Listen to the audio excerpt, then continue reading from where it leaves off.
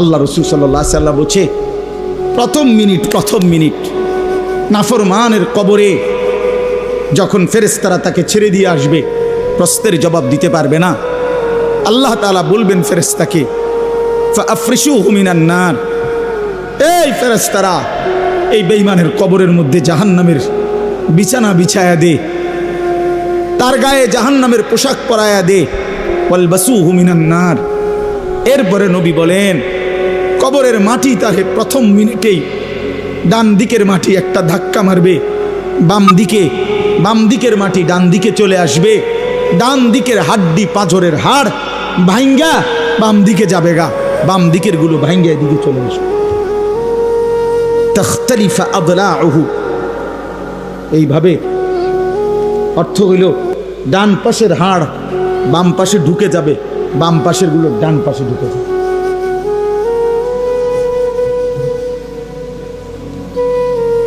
ছেলেরা আমার, কি রঙ্গে ফুর্তি করো বুঝি না ভাইয়া, কেন নামাজ পড়ো না তাও বুঝি না, কেন আল্লাহরে চিনলা না? কার দুনিয়া ভোগ করতেছ? কার দেহ, কার হাত, কার পা, কার চোখ, কার নাক, কার ব্রেন ভোগ করছো ভাইয়া আমার? কেন নামাজ পড়ো না?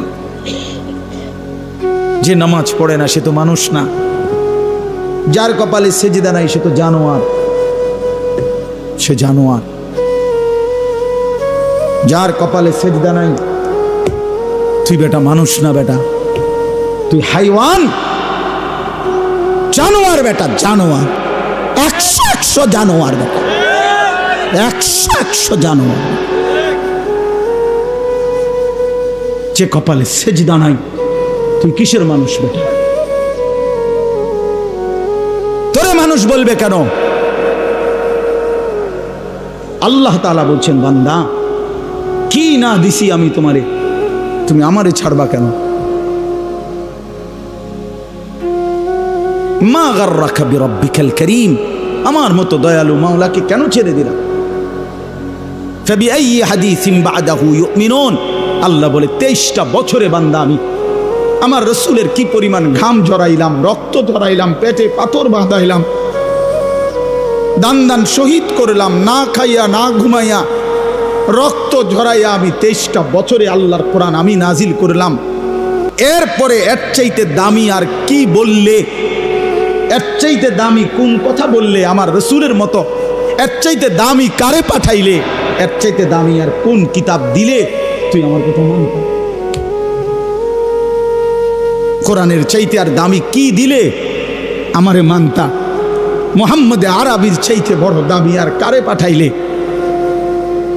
আমরা আসলে বাপ আমার সবাই বুঝছেন, আমাদের আসলে কোনো প্রশ্ন জবাব থাকবে না, কারণ আমাদেরকে আল্লাহ তাআলা কোরআনও দিছে সর্বশ্রেষ্ঠ, রাসূলও দিছে সর্বশ্রেষ্ঠ। ফাবিআইয়ি হাদিসিন বা'দাহু ইউমিনুন, রব্বুল আলামিন বলেন এর চাইতে উত্তম আর কোন কথা বললে ইউমিনুন ঈমান আনতা, আর কেমনে বললে বান্দা আমারে সেজদা দিতা, আর কোন নবী পাঠাইলে তুমি আমারে বিশ্বাস করতা? আখিরি নবী পাঠিয়েছি, সবচেয়ে প্রিয় বন্ধুকে পাঠিয়েছি, যে বন্ধুর হাসলে আমার আরশ দোলে, যে বন্ধু কাঁদলে আমি রব্বুল আলামিনের কায়নাত নড়ে ওঠে। এমন প্রিয় বন্ধু, এমন আপনজনকে দিলাম, এতটা কলিজার টুকরা তোমাদের জন্য দিলাম, বিনিময়ে এভাবে প্রত্যাখ্যান কেমনে করলা? জিজ্ঞেস করবে। চলে শেষ কথা,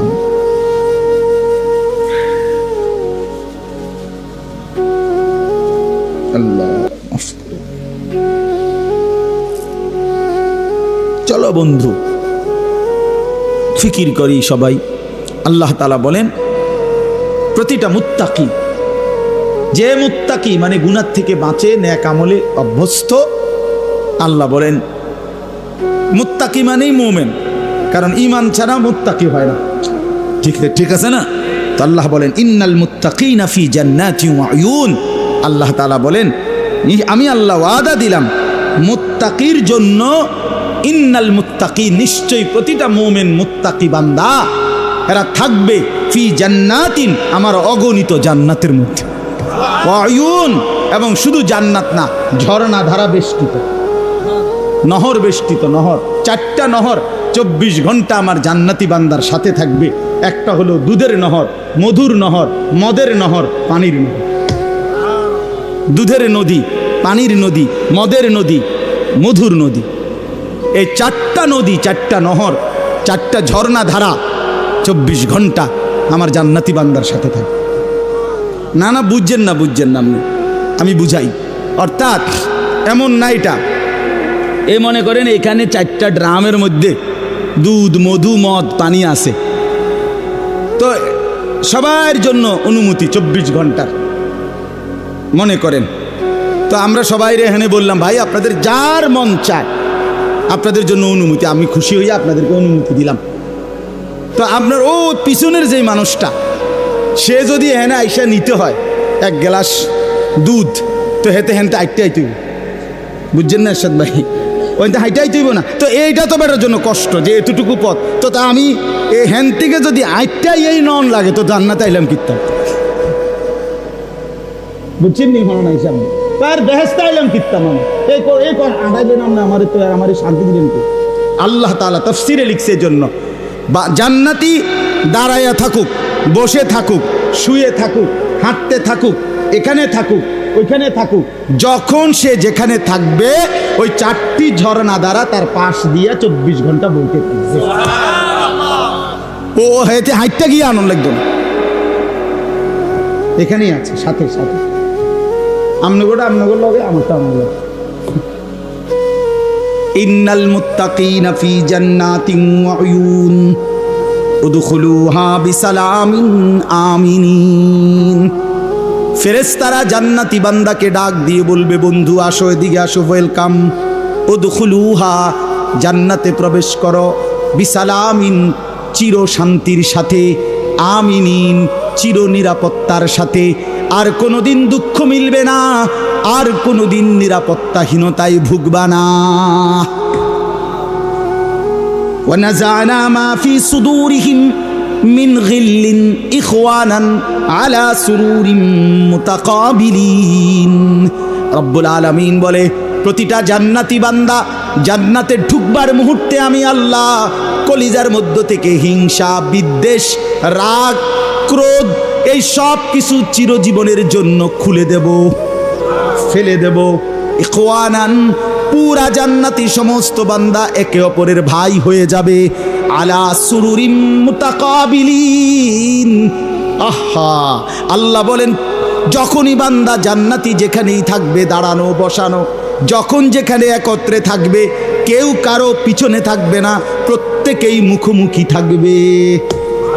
পিছনে হালাই দিলেও তো একটু কষ্টের ব্যাপার। জান্নাতে আইছি ঠিক আছে, আমি আবার তো পিছে, বুঝেন নাই কথা? ঠিক আছে আমি জান্নাতে আছি, এসির মধ্যেই আছি, কিন্তু আমি তো আবার তো আমার সামনে, আমি তো এবার পিছে বলছি, এইটাও তো একটু কষ্টের বিষয়। আল্লাহ তাআলা বলেন না, এমন হবে না। যখন যেখানে থাকে, যত লক্ষ যত কোটি কোটি বান্দা আমার হবে, সমস্ত বান্দা দাঁড়ানো বসানো শোয়া সর্বাবস্থায় পরস্পর মুখোমুখি থাকে, ফিসে কোনো সিস্টেম নাই। বলে 10 কোটি মানুষ হইয়া গেছে, অন্ত লাইন মিলাইতে পারতেছি না, না আল্লাহ বলবেন 11 কোটি হইলেও সার্বিক অসুবিধা। আচ্ছা, লা ইয়ামাসসুহুম ফিহা নাসাবুন। মানুষ কিন্তু সুখেও ক্লান্ত হয়ে যায়, দুঃখেও ক্লান্ত হয়ে যায়, রোগে শোকেও ক্লান্ত হয়, আসতে আসতেও ক্লান্ত হয়। অনেকক্ষণ ধরে আড্ডা দিতেছে, হাসতেছে, তো একটা সময় আর ভালো লাগে না, ঠিক না? এমন হয় না? তো আল্লাহ তাআলা বলেন জান্নাতে লক্ষ কোটি বছরও 1 সেকেন্ডের জন্য কোনো দিন বান্দা ক্লান্ত হবে না। ওমা হুম মিনহা মুখরাজিন। আর আল্লাহ তাআলা বলেন শেষ জান্নাতি বান্দাকে আল্লাহ তাআলা বলেন 1 সেকেন্ডের জন্য লক্ষ কোটি বছরেও কোনো দিন জান্নাত থেকে বের করা হবে না। এবার শেষ কথা শুনেন, আমার কথা শেষ। আল্লাহ তাআলা বলেন বন্ধু এই কথাটা খেয়াল করেন, ছেলেরাও বাবারাও, আল্লাহ বলে, বন্ধু আপনি এবার বলে দেন, জান্নাতের কথা শুননা যদি আমার কোনো বান্দা মনে মনে ভাবে যে আল্লাহ কথা তো ভালো, জান্নাতে তো যাওয়া দরকার, যাইতে তো মন চায়, তা আমি যে পরিমাণ গুনাহ করছি হুজুর, যে পরিমাণ নাফরমানি করছি, আমি কেমনে যাবো? আমার তো গুনাহ অনেক বেশি। তা আল্লাহ বলেন, নাব্বি ইবাদি আন্নী আনাল গফুরুর রহিম। বন্ধু বলে দেন, বান্দা গুনাহ যত বেশি হোক কোনো অসুবিধা নাই, আমি আল্লাহ গফুর রহিম, আমি চূড়ান্ত ক্ষমাশীল, আমি চূড়ান্ত দয়াবান। আসমান পর্যন্ত যদি গুনাহ পৌঁছে যায়, কসম আল্লাহর আমি ওয়াদা দিলাম মাফ করে দেব। শুধু গুনাহ ছেড়ে দাও, আমার কাছে ফিরে আসো, চোখের পানি ফেলে মাফ চাও, আর করবা না, ওয়াদা দাও, আমি 90 বছরের গুনাহ একসাথে মাফ করে দেব,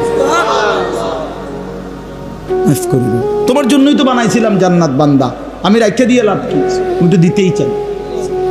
ওয়ান্না আযাবি হুয়াল আযাবুল আলীম। এই সর্বশেষ আল্লাহ বলছে যে হে বান্দা, এই দেখেন কথাটা শেয়ার, ছেলেরা তোমরা বলো ভাই শোনো, শেষ কথা আল্লাহ তাআলা নবীকে বলছে, বন্ধু এতভাবে বললাম, জান্নাতের সৌন্দর্যের বর্ণনা দিলাম, আমি মাফ করে দিমু কইছি, হয় ফিরে আসলে মাফ, 90 বছর হোক 70 বছর হোক, আসমান পরিমাণ হোক, এরপরও আমি বলছি গুনাহ যদি ছেড়ে দেয়, আবার নতুন করে যদি আমার ইবাদত শুরু করে, আমি পিছনেরটা কি করে দেব?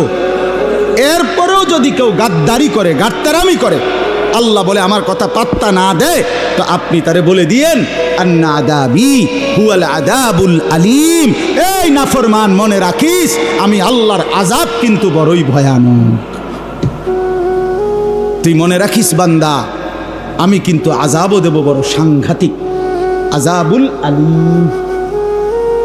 আমি বলছিলাম, কতভাবে বললাম তোরে মাফ করে দেব, তুই এরপরও গাদ্দারি করলি, পাত্তা দিলি না, ঠিক আছে আসিস, আমার আযাব দেখবি কেমন আযাব। এই জন্য আমরা যদি প্রত্যেকেই ফিকির করি, হিম্মত করি, দয়া করে আমার সবগুলো নওজোয়ান ভাইদের কাছে অনুরোধ করলাম, বাবা চাচাদেরকে অনুরোধ করলাম, আমরা সবাই মিলে ইনশাআল্লাহ আল্লাহর দিকে ফিরব, ঠিক আছে না? ইনশাআল্লাহ গুনাহ ছেড়ে দেই, ইবাদতে অভ্যস্ত হই, বিশেষ করে 5 ওয়াক্ত নামাজ আমরা সবাই ধরে ফেলি, আল্লাহ বরকত দিব। ছেলেরা তোমরাও ঠকবা না ভাই, ঠকবা না, শুরু করো তো, হিম্মত করে শুরু করলেই আল্লাহ খুশি। যুবক সেজদা দিলে আল্লাহর আরশ নড়ে ওঠে, সেজদা দিলেই আল্লাহ খুশি। নওজোয়ান ছেলে, নওজোয়ান সেজদা দিলে আল্লাহ বলে আরশ আজিম থেকে যে যুবক সেজদা দিলি, আমি তোর ওয়াদা দিলাম হাসরের ময়দানে আমার আরশের নিচে ছায়া।